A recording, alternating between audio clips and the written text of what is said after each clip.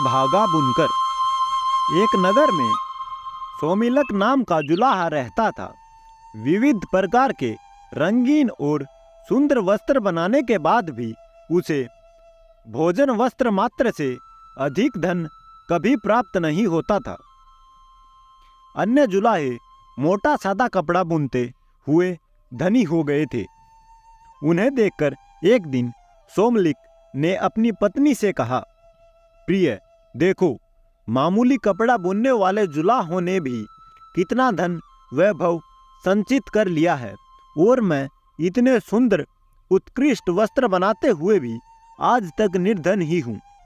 प्रतीत होता है यह स्थान मेरे लिए भाग्यशाली नहीं है, अतः विदेश जाकर धनोपार्जन करना सही रहेगा। सोमिलक पत्नी ने कहा, प्रियतम, विदेश में धनोपार्जन की कल्पना मिथ्या स्वप्न से अधिक नहीं। धन की प्राप्ति होनी हो तो स्वदेश में ही हो जाती है, न होनी हो तो हथेली में आया धन भी नष्ट हो जाता है। अतः यहीं रहकर व्यवसाय करते रहो, भाग्य में लिखा होगा तो यहीं धन की वर्षा हो जाएगी। सोमिलक, भाग्य अभाग्य की बातें तो कायर लोग करते हैं। लक्ष्मी उद्योगी और पुरुषार्थी शेर नर को ही प्राप्त होती है। शेर को भी अपने भोजन के लिए उद्यम करना पड़ता है। मैं भी उद्यम करूंगा, विदेश जाकर धन संचय का यत्न करूंगा।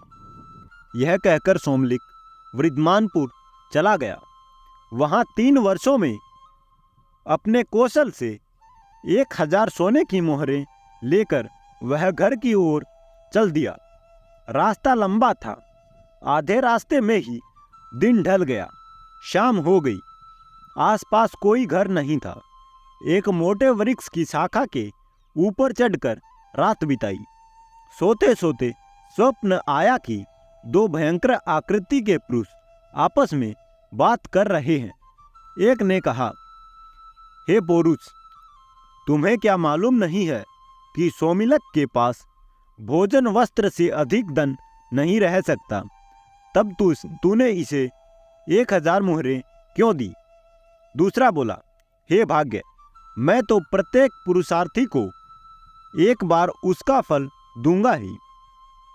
उसे उसके पास रहने देना है या नहीं रहने देना, ये तेरे अधीन है।